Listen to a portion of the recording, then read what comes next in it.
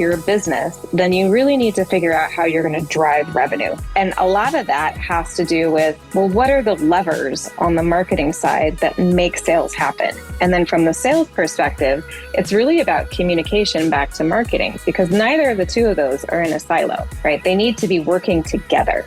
That's Shannon Murray-Doffo. I'm Cara Duffy, and this is the Powerful Ladies Podcast.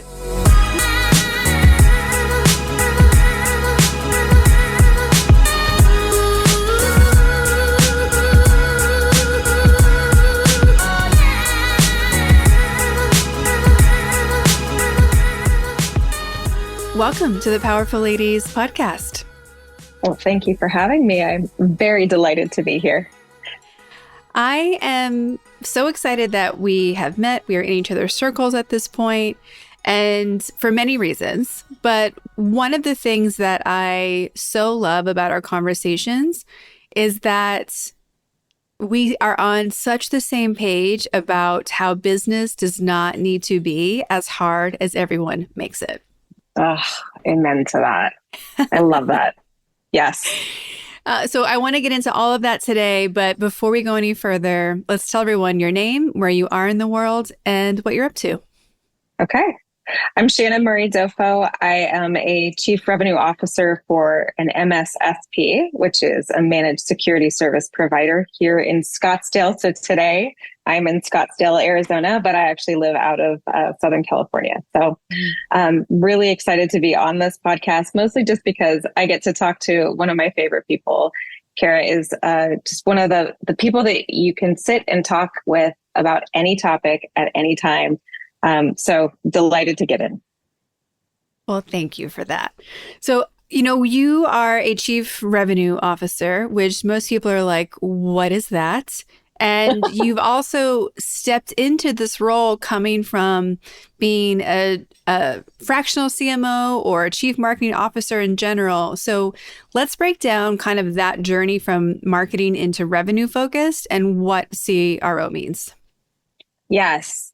So let's start with unpacking what a CRO is. So that really is just someone who leads the marketing and the sales department, right? So all of sales and all of marketing roll up to me. So that means that I get to work with and control where the leads originate, how we get those leads, the cadence of those leads, the velocity of how they work through the pipeline.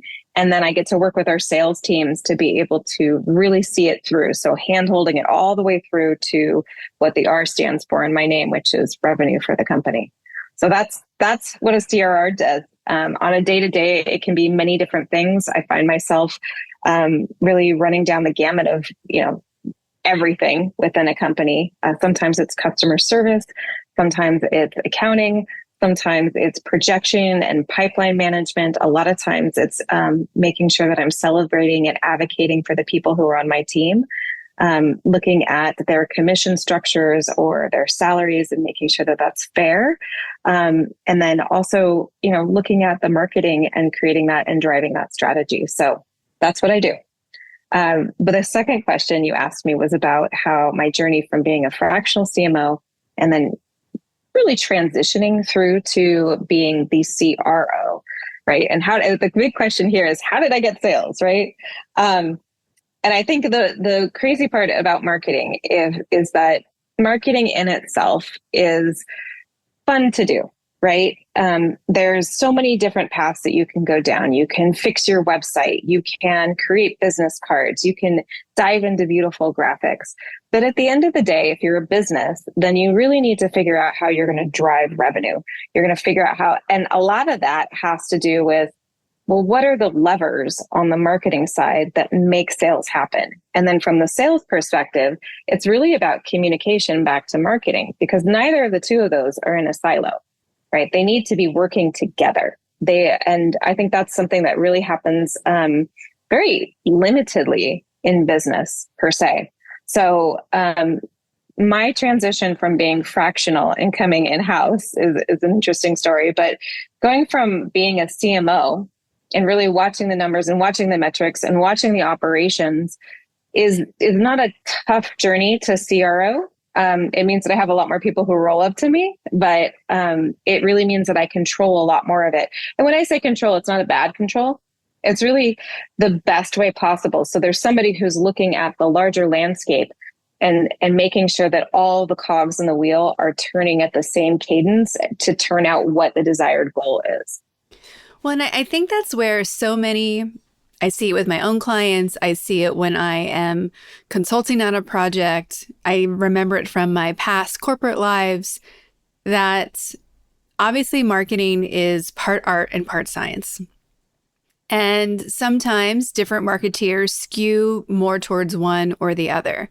But what is often missed, which is what you and I have talked so much about on one-on-one, is we don't need to do marketing unless we need more sales. Like, of course, we need brand image and brand awareness, but when we're looking at marketing activities that are going to drive sales and revenue, it's so tactical. And so many marketing people get really nervous to commit to being ROI measured. And you are like, oh no, please ROI measure me because I'm going to dazzle you. Well, and I love it because I mean, so I guess in my journey to get to where I am today, I worked in tech for almost 20 years now. And marketing is always seen as a cost center, right? You didn't earn your seat at the table unless you could say, well, this thing that we did and cost us money created this amount of revenue. So from from the beginning of my career in corporate America, like that was the goal. You came to those quarterly business planning meetings and you literally had to earn your seat at the table. So when I did that and I could perform it and I understood what I understood the assignment, right? I knew exactly what I needed to do next. Right? And that was not, it was not a luxury. It was a keep your job, make sure that you are providing a straight line or a linear path to revenue. I also think that a lot of people who haven't seen that and haven't seen it work, they get nervous that they can't control it, so they can't guarantee it. I feel like you have a different feeling of like, no, we can control a lot more of this than we think we can. So can you explain that a little bit? Like the parts that you can control in the pipeline from marketing to sales? Yeah. So I love to think of marketing as basically an input, right, for what you're going to get out. At the end of the day, there's a couple of different variables that you need to understand. One of them is called your lifetime value of a customer, right? So you need to have some historical values in order to be able to achieve this. But ultimately, it's just a math calculation.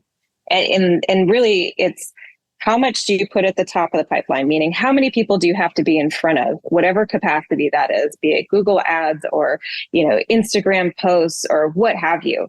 And is that really bringing people to the next level? So as an example, there's a consignment store that I love in Newport Beach. And one of their best facilities for traffic is Instagram stories, right? We all know that stories only last for 24 hours, right? So they're pushing the FOMO because the items that they have go so quickly that they just, that's what they need to know. So, people log on, they into Instagram and they go through the really quick, reel that they put together and then, optimized for stories, and they select what they want and then they call the store, right? And they're getting sales like nobody's business, which is awesome because that's not a typical way to get sales for a B2C or a consumer product, right? In different ways, you just need to figure out what it is your niche, your sweet spot, which is going to gain you traffic, which means you need to do a lot of things and then get really good at them and figure out what's going to work for you. Now, one of my favorite things about that is that marketing is always shifting and changing. There's always some capacity where we're getting like privacy laws that are coming into play. And then, I mean, there's other things that are affecting the way that we're doing it. So you really do need to have somebody who's got their pulse on it, and not just from, my God, there's a unicorn who can do everything, because that's not how it works. To your point earlier, there's usually a person who's really good at analytics, really good at, like, say, the SME the SME, the SEO and and like Google, ads. Or Facebook ads, or, whatever you have. And then they need to be able to translate that down And then there's the people who are the creative geniuses who know either how to write copy that like captivates people's attention and makes them want more, or they have these brilliant ideas for campaigns that have, such great shock. It stops you in your tracks. So I think I'm skewing this because I love to talk about all the things that you can do to be able to fuel the pipeline. But at the end of the day, you need to know who is your existing target base? Like, who are you going after? How long do they stay in your world? How much revenue do they bring in? And what's the profit margin? Because not all dollars are created equal, right? So, yeah. And then you can calculate how much you're spending if you understand how much it's going to cost you to be able to acquire that person. So if, as an example, if I'm spending, $6,000 on Google Ads and it brings me 2 leads. Doesn't sound like much, right? But if I'm spending $6,000 a month on Google Ads, and it brings me 2 leads, and those leads are worth, $60,000, $70,000, 2 is not bad, right? Yeah. That's pretty great. And is that a customer lifetime value, or is that like this year value? That's this year. Mm-hmm. So, but you need to understand how many touches that takes and all the things that go into that customer journey. So there's a lot of different variables that need to be understood. At the end of the day, it's hard to put your finger on it. And even when I was working for, the mega businesses, the Amazons of the world, the people with gobs of money, they didn't have a really clear path to what we call attribution. It's hard because you'll lose people at different steps. So you have to make some, to your point earlier, it's about a creative and a science and analytics, right? So you have to do a little bit of both. And sometimes there's some creative science that happens in between that I think is really cool too. Absolutely. I mean, so there's many of my clients will come to me. They have just started their business or they've never invested in marketing. And everything has been either referral based or like they kind of don't know how they got the sales they've gotten. So when I'm building a sales pipeline with them, I'm always telling them at each step in your funnel, let's assume you're going to have 25% conversion, which is very high. But I'm saying that because these are like, I'm starting with direct sales, not digital things. Yeah. So if like in my business, for example, step 1 would be meeting someone and getting them to book an intro call.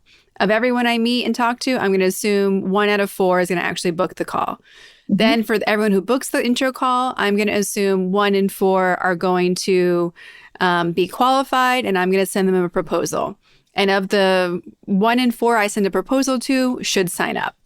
Mm-hmm. Now, I'm very proud that my conversion rates are higher, and like how we get them higher is by the messaging part, right? Because we're talking to people usually in direct sales first, and the effectiveness of those and getting more qualified leads. So like we want to be playing the game of how do we get better than 25% at each point in direct selling. But when we pivot to digital marketing, it can be 1% conversion. Yeah. And I don't think people realize how many people they have to talk to. Even in that direct selling model, you're 4Xing. If you have 4 steps, you're 4Xing how many people you have to talk to in order to get the actual clients you need. And that is the sales and marketing math that so many people don't understand. That like how many phone calls you have to make even to land 10 clients can be overwhelming to people. And then when you move it to a digital product where you need, I don't know, 10,000 website visitors a day, we start adding so many zeros. And I think that's when people's brains just start to melt. But there's an easy button for that, right? So, and it comes into considering what the customer journey is, right? That's I think where people, because it's not about the number of people who come to your website. I mean, that's great. It's like, so many people come to the mall, but how many of them actually buy things? Or how many of them are in their buying journey where they're ready to actually purchase? They may be coming in and saying, this wasn't really for me. And you can tell that from the bounce rates. But there's also, like, what are you laying down? Oops. First, what are you laying down for them to be able to take that next step, right? We always want to ask the question of, so what? So what? They came to my website. What else can they be doing? Can they download a lead magnet? What are they looking for? What did they click on? And then gradually give them the thing that they're actually looking for. And your goal is to delight them. Give them something that they didn't think that they were going to get, and give them even more than you thought. The biggest misinformation that I've ever heard out there is that if you give it all away, then what will you have to sell? That's not the case, because if you are truly the expert, and we're talking specifically for services, then I would imagine that there's probably some secret sauce in how you deploy Fed services, right? Nobody can be Kara. Nobody. Like they can't deliver the same things. And when you're looking at bigger businesses, no offense, but when you're looking at bigger businesses, you want to be able to duplicate that same secret sauce across the entire organization. Being stuck at Kara and what Kara can deliver is it's almost a growth hindrance, right? You need to be able to make sure that you have multiple Karas, right, that can do all the things for the people, and that way you can grow the business to a certain amount. But I feel like people get overwhelmed with, oh my God, I need to really dial in my website. I'm like, you actually don't. Yeah. You probably have a service industry, like, landing page. But if you drop enough stuff like gold on there to be able to get them to take the next step, you have to get them to know, like, and trust you. That's tough to do when they're coming in cold. Like you said, referral base, you're at least you've got a leg up. They've got an introduction. They may know you, or, like they know somebody who knows you. And that's pretty powerful. So if you're looking at, the customer journey specifically, you have to know where you're getting the most of your customers or clients coming in from, and then how you're going to process that to the next stage. So I think that that's probably a good place to start, is knowing who you're going to target and what are you going to do to delight them? What do they want? Right? That's the thing. Does your service meet the need or the want? Yes, my word is always dazzle. Mm-hmm. How can we be dazzling at every step? How can we be dazzling in that moment? And yeah, I've told you, we've laughed about how I'll have people call me and say, the only way to grow my business is with a Twitter strategy. I'm like, absolutely not. Like, no one, like, I don't know anyone whose business is growing because of that. So the messaging, because that same message, to your point, should be showing up everywhere. Yeah. And I don't think people spend enough time with how their words or their offerings are encouraging people to be an obvious yes. And that's, they're so focused on the sell. They're not focused on the relationship and the delighting and the dazzling component. Yeah. And if that's why, like, people get so frustrated, like, how did that person make all this money? I'm like, they're just dazzling. Yeah. I can't guarantee their product's good. I can't guarantee they deliver what they say they're going to, but they are dazzling your pants off to get you to check out. Yeah. It's one of those things. Charm is a wonderful trait in a sales feature. At the end of the day, you do need to have something past charm, right? Yes, so past the dazzle, there needs to be some substance. I like to think of marketing as the tools in your tool belt, but you still have to have a really good foundation. And then you need to use those tools to build the house on that foundation. So there's lots of different ways to build a house, just like there's lots of different ways to go to market. Do the ones that work. If it holds up, and it, like, build one house or one platform or one, like, story, and see if it holds. And then if it does, then awesome. Like, but building that next level it's going to shake your core, and you better have a really great foundation, because when you stack on top of it, which is growth, then you could break that foundation easily. Well, and you're also not going to get the optimum lifetime value of a customer, because they're going to buy one thing and never again. And never again, and maybe some bad reviews. So like it becomes a negative lifetime value.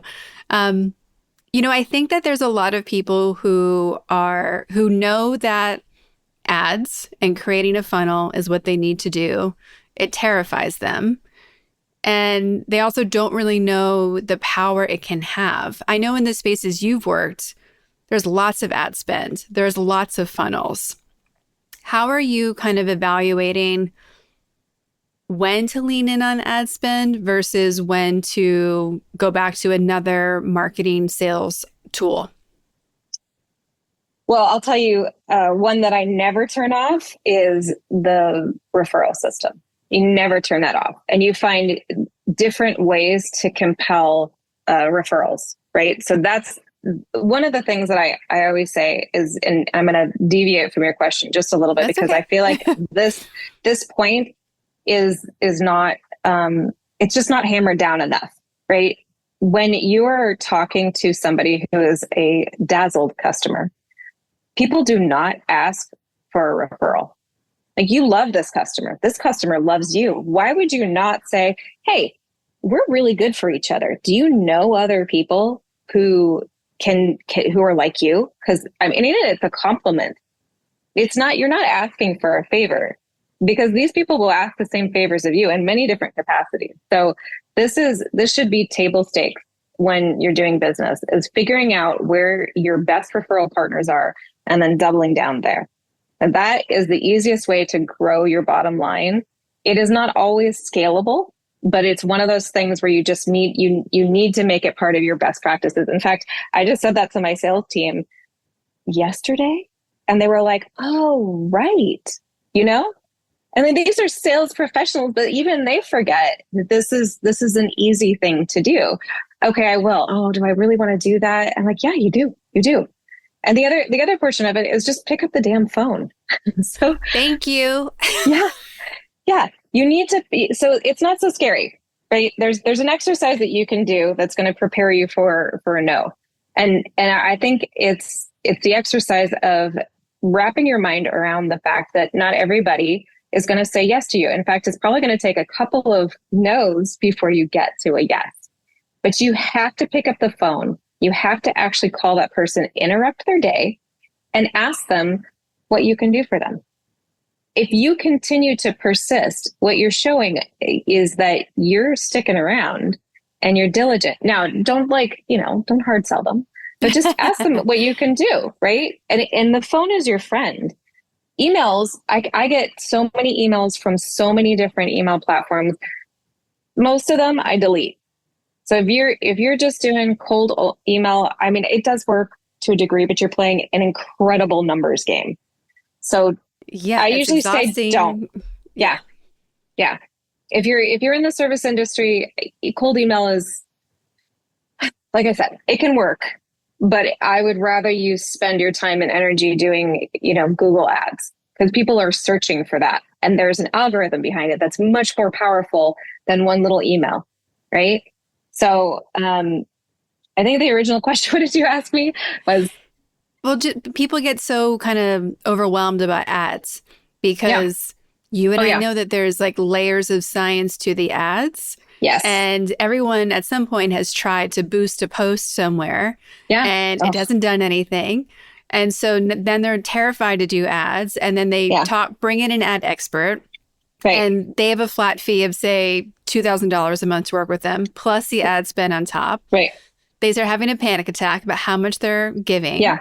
And how much now the ROI expectation is like through the roof. Yeah. So I think they're never sure, like, when does it make sense to invest in ads? What do I need to be worried about? And then the third part would be, how long do I need to give it? Because they'll spend money for 3 months and not see things happen and like be like, nope, cut it off. Like, I can't, this is scary. It's not doing anything. So I see you laughing. Well, there's a lot of different things, and sometimes you're right. Your gut instinct will tell you this is too expensive. I'm just losing money. This is what it is. Like anything else, like an investment in your business, you need to be able to have the money. You're testing the waters, and I would say, depending on the sales cycle of your product and the cost of your product, you're basically paying for data, which is why it's so important for you to understand the data that you're getting back. You need to trust your ad expert. And if you don't trust them, which is, like the underlying reason why most people pull the rug, is they're like, we haven't seen anything, we don't know. And I don't really trust you, and you're taking all my money and I'm not getting anything out of this. Well, that's because they can't get anything out of it. If I were to invite you to like a Halloween party, Kara, you and I know each other very well, you might come. But Halloween parties may not be your thing, You may be like, I don't know, I don't really love to get dressed up. That's a night for me to spend inside. And I love to answer the trick-or-treaters at my door, right? So, it depends. Even though I know you that well, and I've invited you to something that's personal, you could say, no, I don't take offense to that. But so when you're asking somebody on the street to come to your Halloween party, or whatever party, they're going to be like, I'm sorry, excuse me, what? No, I don't know you. I don't know what you're kind of weird for asking me, right? So you're invading the world in a digital capacity. It's like being in a car next to somebody who's cut you off. That's the mentality. It triggers that same response. So you have to know that person has to be really far down their buying journey. They know about the solution. They know about how much it costs. They know about what they want. They know what their problem is. They know a lot about what's going on, and they've probably already done an ample amount of research. You just happen to hit their search in the right moment, in the right time. So it may not be the right time. And so the question at hand is, how do you know when to double down? You double down when you see success. When the data comes back to you and is positive, that's when you double down. And sometimes you do have to wait. Like I said, our services are not cheap for where I work. But we use Google Ads. We just had a form fill from a Google ad it's going to be, I would say, at least 6 figures, at least, right? So it does happen, but you have to spend some money. And I think we've gotten 3 really good leads over the course of 6 months at $6,000 in Google ad spend. Now, each of them are worth a ton of money, right?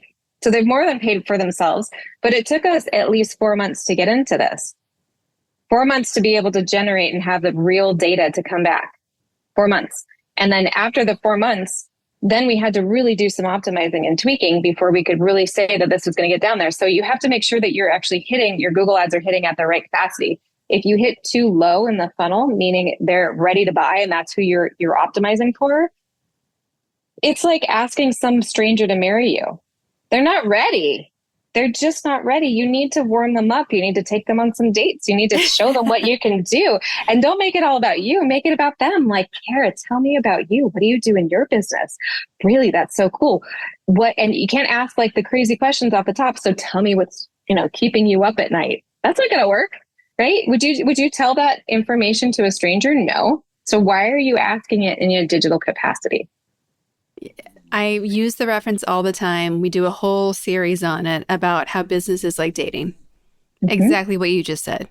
Mm-hmm. It's really weird to walk up to somebody at a bar and say, let's get married. And people do this every day with their cold emails, every day when they're talking about their product.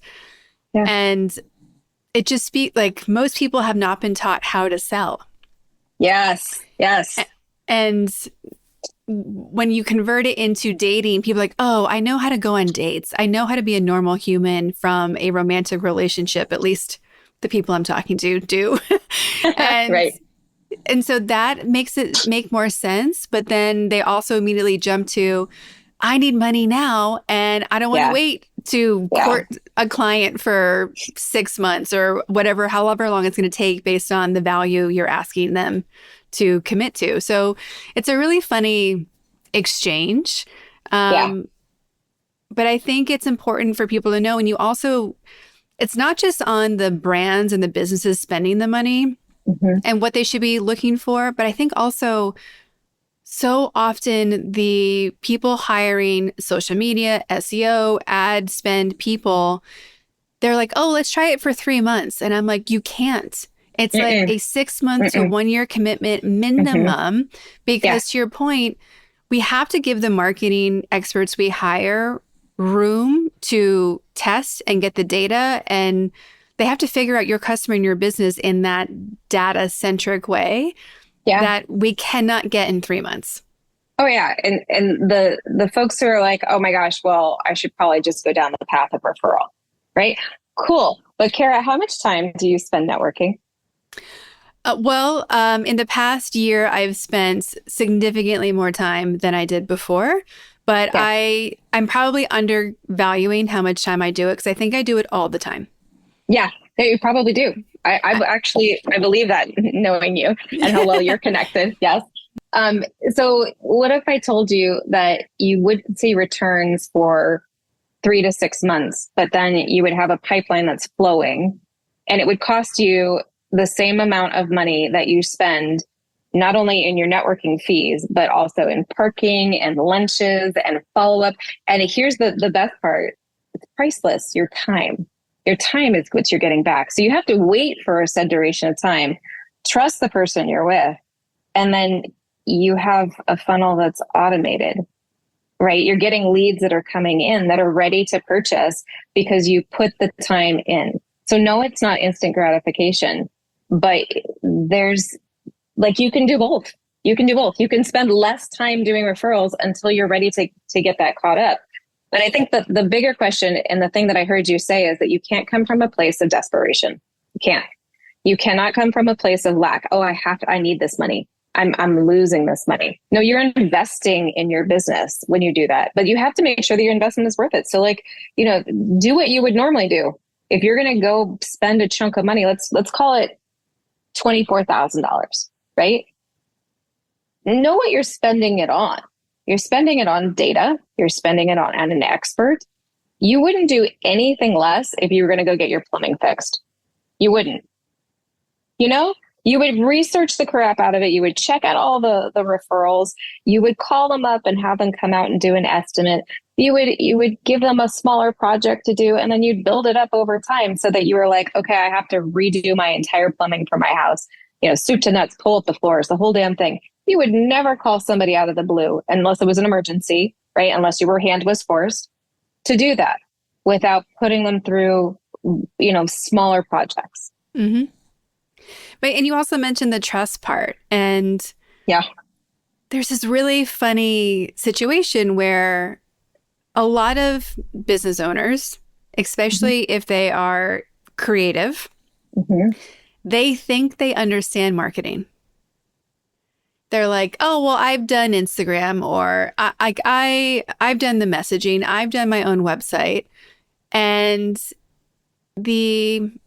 I don't know, maybe audacity that anyone thinks that they know how to properly use a marketing channel when they haven't gone to school for it, haven't been trained by it, haven't seen and been a part of producing tremendous results in those spaces.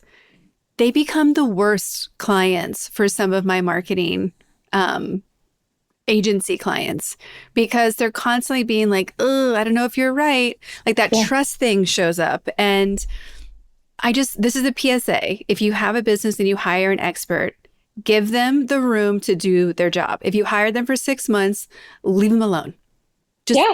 You will get better results if you just say yes to whatever they recommend than if you try to critique and creative direct it and whatever else.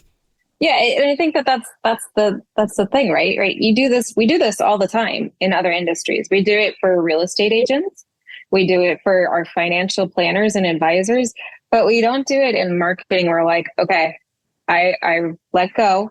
I will do this. I have spent, like I said, almost 2 decades in marketing, and there are things I don't know, things that have changed. COVID ruined us for everybody. Everything that we thought was good and we understood, like that's not something that we understand anymore. We don't understand it, And I think that's important for us to say is that you cannot be and should not be the marketing expert of your business.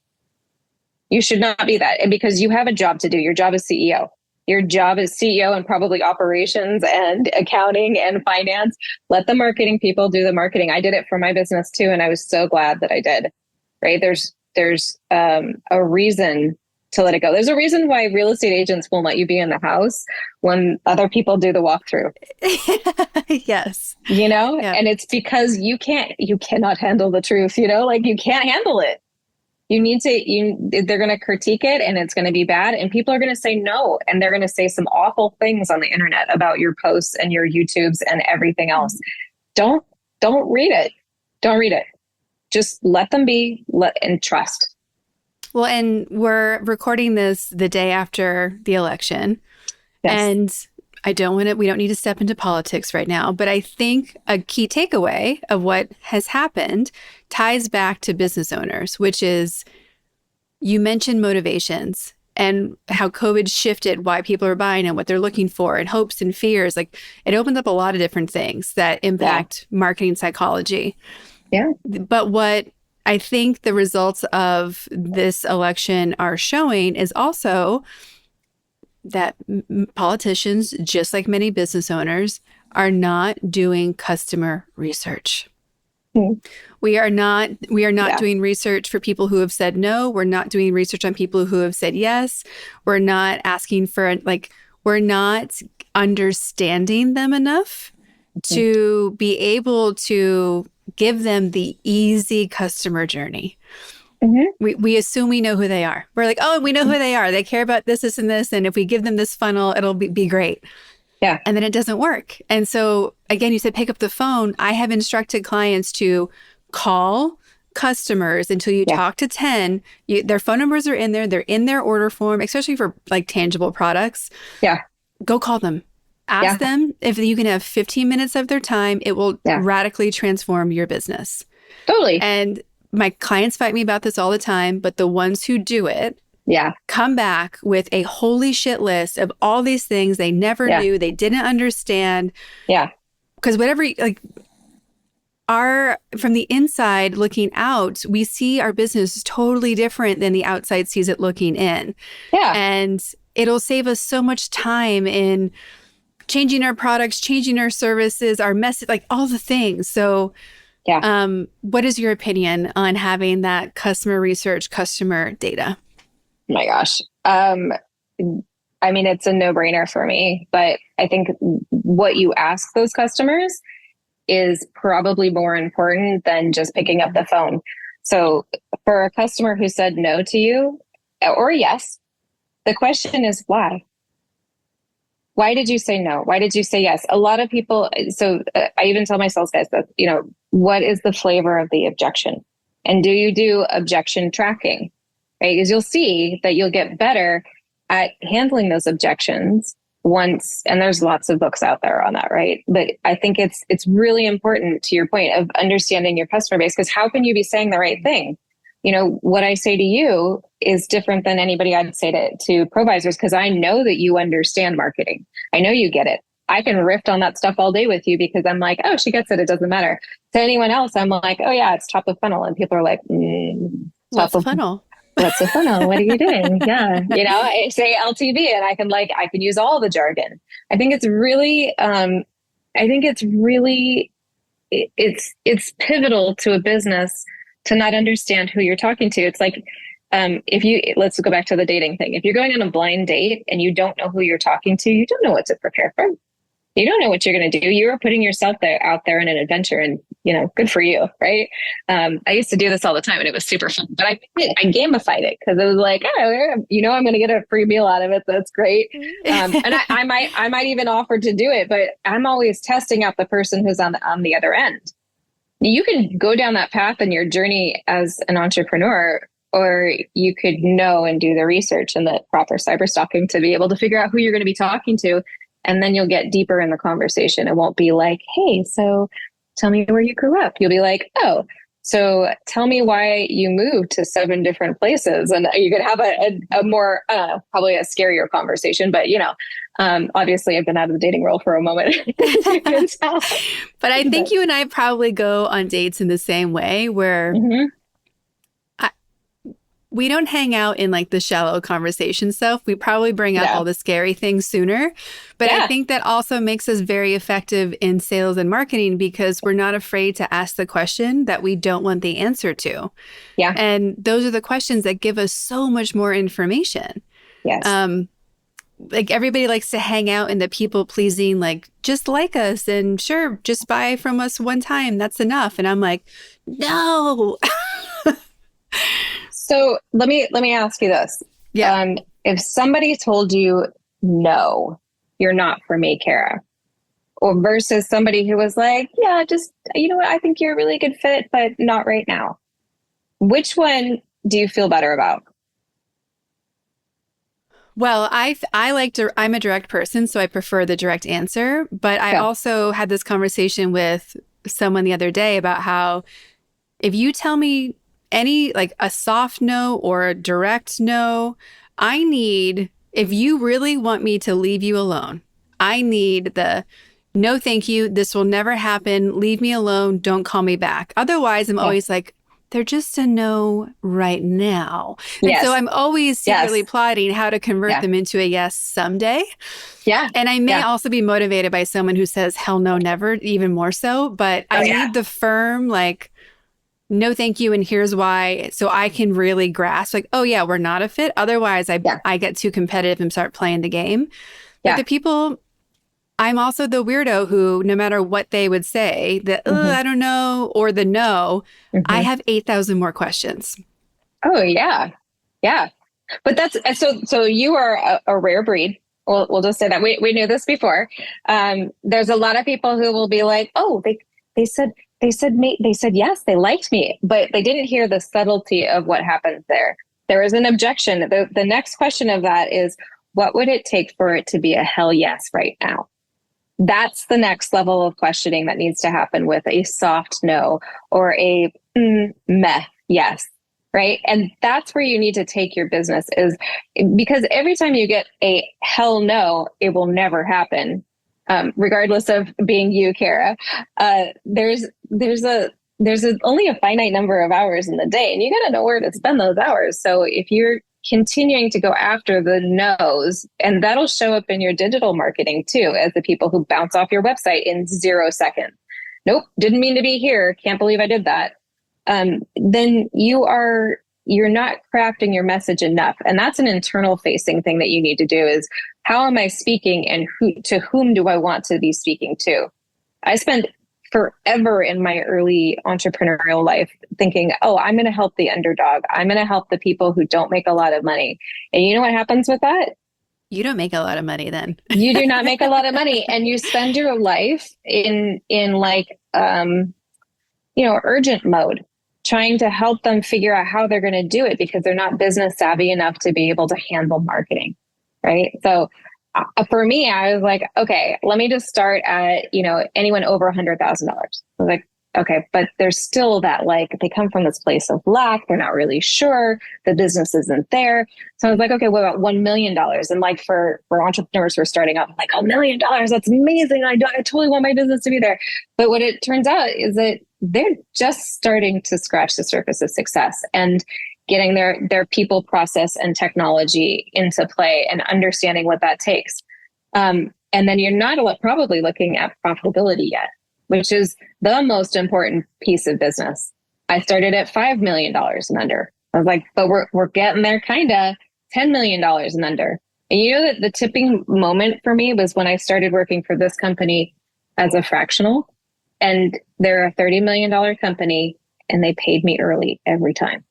And I was like, oh, well, that's exciting. So I knew, like, that's what I wanted. I wanted the financial stability and security. I wanted to make sure that this was a thing that was important to me. So you have to really, go back and look at yourself and say, what's important to me? Do you love the chase? Are you cool with maybe not getting paid all the time consistently? Then fine. Go with the startups. That's perfect. If you're looking at, non B2B, you're looking at consumers. Who are you looking at? What's the demographic? What do they make in terms of money? Where are they located? But what keeps them up at night? And I know that that's an overplayed marketing, whatever. But what That's else would important. it is important. And what else would they put if you were, holding a shopping cart and yours was in there? What else would they put in there? What is their life, and why the hell do they need you? It goes back to the so what. So what? You help me solve my problem. Well, and I don't think we play the snarky card enough when we're evaluating our business. Like, Love we don't that. do the devil's advocate side of Yeah. it, where Yeah. I was doing this 2 days ago with a client who was walking me through their speech and the talk and their programming. And I was like, okay, why do I care about this? Yes. And they were like, what do you mean? I'm like, if you can't convince me and I'm your coach who's on your team already, we have problems. And I'm not saying it to be a jerk. I really am like, okay, tell me why. Because we don't say our true why fast enough and early enough. Yeah. So people are like stuck in this gray haze of like, what the hell are you talking about? You're using jargon I don't know. You're using words that are too big. Like, there's a level of clarity and simplification that is, I would argue, having clarity and simplification is the best stuff to invest in, because without it, then you really can't invest in the other parts of marketing, because sure, you can put whatever you want through the scientific side of marketing. Sure. But you're going to get a bunch of garbage back if there isn't the clarity and simplicity included in it. So true. And so going into that, like digging into that just a little bit more. So clarity and simplicity, not only in your messaging, but who you are, what you do, and why it's important. That's the clarity. And I mean, honestly, I always say, why should they care? Why would you care? You know, if I was selling you fractional, chief marketing officer services, you would be like, well, but I already know marketing. I have an agency and I love, is it Jen who does it? No, who is it? Alex. Yes, Alex. Alex does it. And she's amazing. She's like, I don't know, sunlight in a human being form, right? that's how she is. But she really knows her stuff. And I mean, you don't need that today. You may not need it next week, but you have to know when the no's are a good no.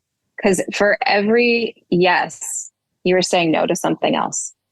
Yeah. And to clarify everyone who's listening, when I say I'm chasing no's, it's only the people I want that like. There's people or brands you meet that you're like, no, I know I am the one who should be helping you. Yeah. I get it that you can't see it yet. So I'm going to put you over here on my long-term chase game. And in the meantime, I got to go talk to people who are yeses, because I need clients, customers now. Yeah. And so I'm trying to get better at talking about those really simple strategy components that I forget to say out loud, because I like winning, but I don't like winning to the point of beating someone else. It's like me to myself winning. Mm-hmm. And I do think that every maybe or no is really just a not yet for better or worse. Absolutely. But I also know the distinction of, we're not going to, I'm committed to helping these people that I'm excited about. I'm not attached to it. And I think people get attached to everyone that comes into their pipeline, and they're hanging on to them for dear life. And I'm like, let them go. They're annoying at this point. It's like, they're a bad date. Like, get them out of here. Yeah. You need to purge your email list. Only the people who really want to be there should be there. It should be, that is let me just say this out loud, because it's also not said enough, is you need to be emailing your database. You need to email them consistently. I get emails from brands that I love and people that I love to hear from, and it doesn't matter how many times they email me. I would be like, and I may not read all of them. That's okay, right? Your open rate isn't that important as what you're giving them in the breadcrumbs for the next move.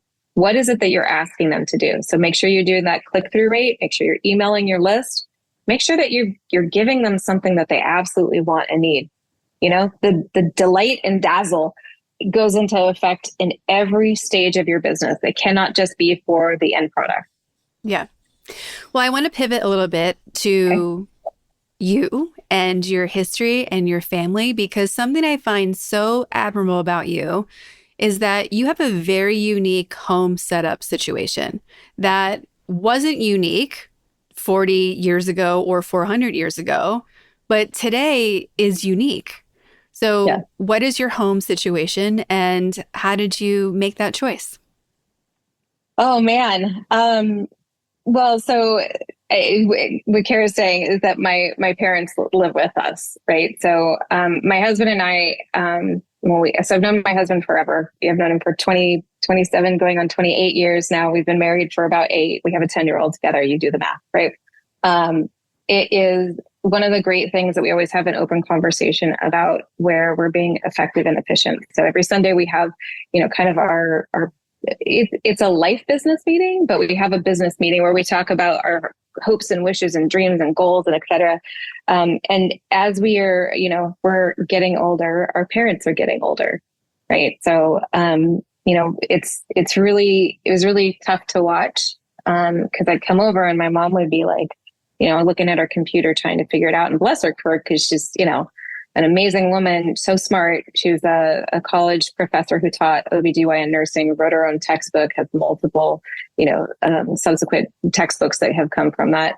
But, one of the things that I really value about her is that as she ages, she's so graceful about the things that come with aging. I hope I am too, but I guarantee you I'm not going to be, because I'm too much of a control freak. They just weren't, like we noticed right away that I guess over time, but there was a tipping moment where we were like, this could be bad. And then COVID happened, and we happened to, we were renting a house in Costa Mesa. It was a killer deal. Loved it. It was a great house, had a great relationship. And we ended up talking to my parents about getting a house together. Right. And so they said yes. And, we decided to do that, and they moved in with us. And we noticed that there were some things about their house that were just like not doing so well. There was a platform that the water heater was on, and it was crumbling. And that could have been a huge disaster. So we took care of it. Right. And then the years kind of progressed, and they stayed with us. And, my mom has had multiple little strokes. And so she has a hard time remembering things. She just, she'll walk into a room, which is normal. You walk into a room and you're like, oh, I can't remember why I'm here. What was I doing again? But it happens to her all the time, especially when she's trying to tell something. And the more she's under duress, the harder it becomes for her to be able to talk about whatever. Just can't find the right words. And it makes it very tough for her. So when she'll forget to do things like, when she goes to the doctor, tell him that, her left eye is fuzzy, or she's seeing double vision, or, so when you get into those things, you're like, okay, we're going to be in this spot for a while. And because what we, have this relationship, and my mom and I are very close. I was like, let's just keep this process going. Let's keep this structure to our house. And I think it's interesting because my husband and I had a good conversation, early in COVID days, when he stopped doing what he was doing because he couldn't anymore. I was like, listen, our parents are getting older and we need somebody to take care of them. And I think that there's more for me. There's more financial reward for what I'm doing and where I'm going than there will be for you. And it was a tough conversation, right? Like, the normal guy would just be like, what are you talking about? I can do it too. But my husband is, he's a special person for sure in many different ways. He took that for a beat, as he does. And he's like, okay, I'm willing to do this. So he takes care of our parents collectively, and he takes care of our son. So he is a stay-at-home dad. And it was a real, true, honest to God conversation. And I think one of the things that makes it so special is that, we have these talks where he can listen to me rant about work and do whatever, but he's been in business. He knows what things are like. So he's a really good ear for me to bounce ideas off of and what I'm going through. And he gives me very sound advice, but he's also much more of a patient person. He's more nurturing than I am in lots of different capacities. So he's great at handling situations that would frustrate the crap out of me. My mom isn't getting it. I'm used to her being so sharp and like on top of it and witty and all the things. And as she's slowing down, it's a struggle for me to see her go through this. And it makes me resentful and angry because I knew who she was and I need to start embracing who she is. And it's tough. Like, that's a tough place for me to be in. So to have this reprieve is, it's more than I could have ever hoped or wished for. Mm-hmm. Well, and I think there's so many It's very European. It's very international, I should say, not even European. Like it's common in every other part of the world except the US to have multi-generation living. It's common to understand that there's a village component to making all things in life work. And I just think that more people are thinking about, should we do that? And they're nervous about losing their independence or the compromises that have to come up. And I so admire that you and your husband have that relationship where you're like, no, we'll figure it out together. Like, let's just do what's the right thing and we'll go from there. Because I see so many benefits for having that type of environment and just making it work. And the fact that you are doing it today and it's a rarity, I think is a bit absurd for everyone else. But I think it means a lot about how you are choosing to prioritize your values and the efficiencies of making life happen and not have to spend so much time doing that. Like, you guys are busy. So it's like, how do we make all the things in our life work? And that's one scenario. Well, thank you for that. I mean, it was to be completely transparent. You know, it's been a number of years since we've been in this situation. And I can tell you, it was not always so graceful. You know, my husband had complete imposter syndrome. That was he, you know, contributing enough? And I was, you know, I still to this day feel like, you know, my son he has a better relationship with my husband, you know, and there's a little bit of FOMO that I get. And then I'm not in the cadence of their responses. And so mommy doesn't know how to do it properly, or mommy doesn't know how to do it the way that daddy does it. And it's tough. Like there's a lot of things that come up. You know, I'm the kind of person who gets shit done. So they still call me in when there needs to be a strongly worded email or somebody to handle a situation that they can't handle, or we need to, like, holy shit, we all forgot, you know, taxes. But, you know, Shannon can do it in a day. Right. And that's my strong suit. That's my contributing factor. For my husband, I mean, he is the unsung hero, right? I bring home the money, but he handles all the little things in the house. Right. So, you know, when there's a catastrophe, or, you know, when all of a sudden one of the pets is sick and my parents, you know, can't do whatever, he's the guy who does it. He's also the guy who does laundry. I pitch in every now and again, but 10 to 1, I'm likely to start it and forget it because I have, you know, 6 billion other things going on. So he's probably like, please don't do that.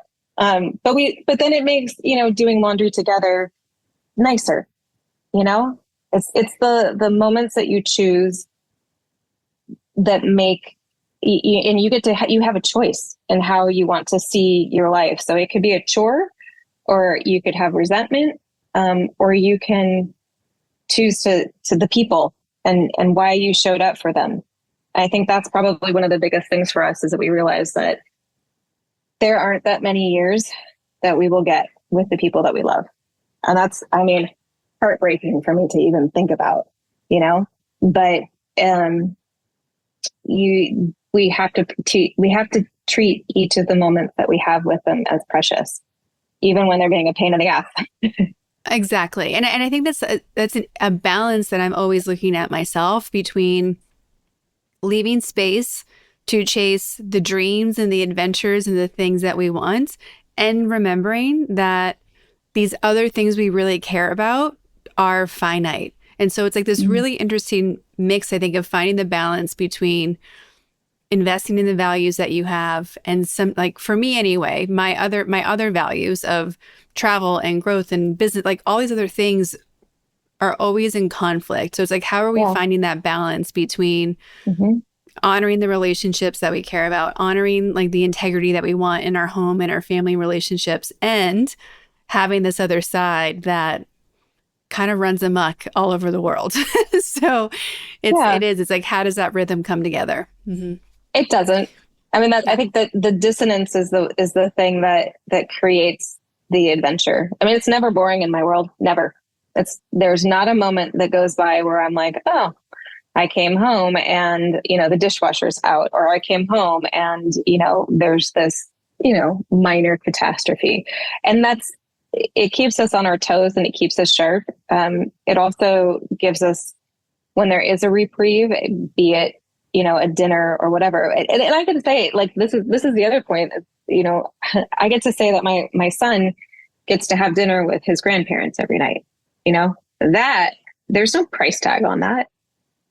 My dad's 87. He's not going to be around forever, into my son's 20s, maybe if we're lucky. So you get to pick the moment. That's like, pick what you want to do. And some days I think the best decision is to say, what makes me happy today? What, and understanding that, because I just had this conversation with my mom, and she's going through the, I should do all these things, but she can't anymore. So she can't, balance her checkbook, and she can't do her taxes, and she can't check her mail. And she doesn't understand when she gets a phishing scam. She doesn't understand, So when, but I asked her, I was like, what are you doing for you? What makes you happy?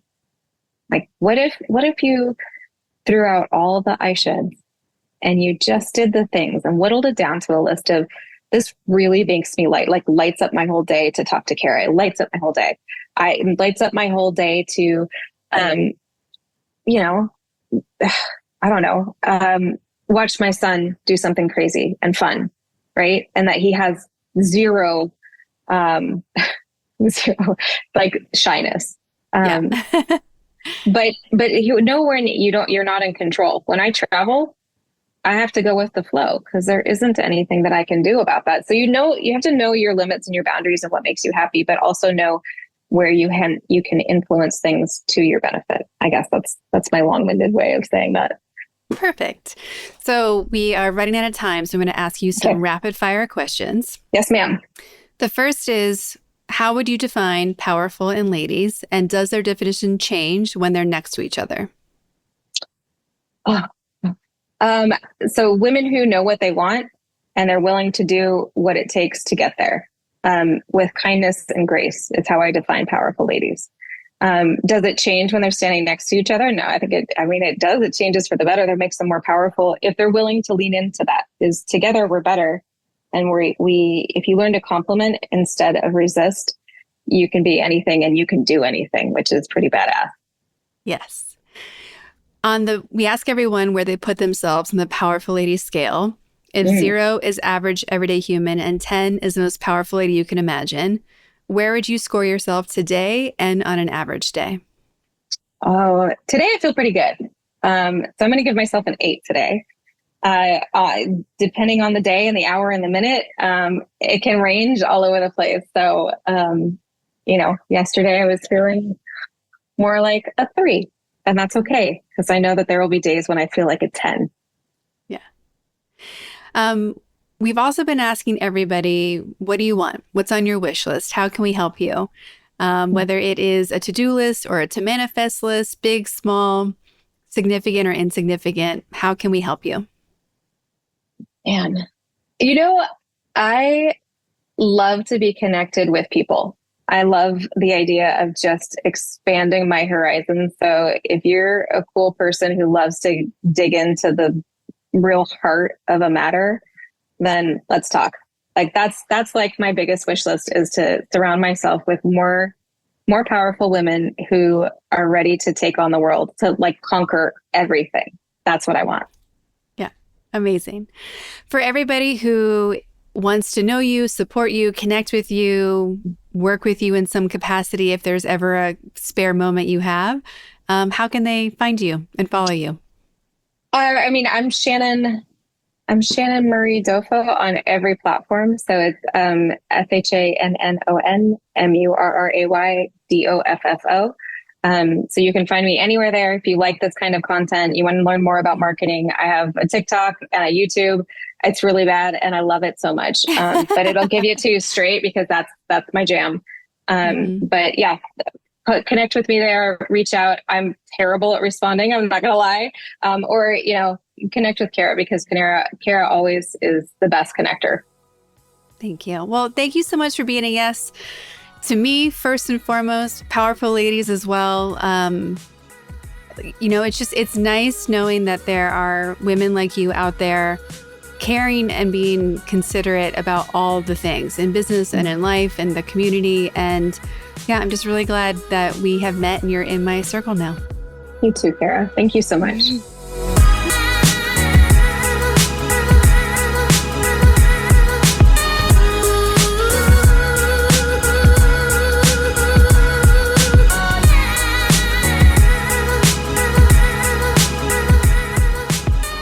All the links to connect with Shannon, her revenue generating and marketing skills are in our show notes at thepowerfulladies.com. Please subscribe to this podcast wherever you're listening and leave us a rating and review or share us with a friend. Join us on Instagram at powerfulladies, and you can connect directly with me at karaduffy.com. I'll be back next week with a brand new episode. Until then, I hope you're taking on being powerful in your life. Go be awesome and up to something you love.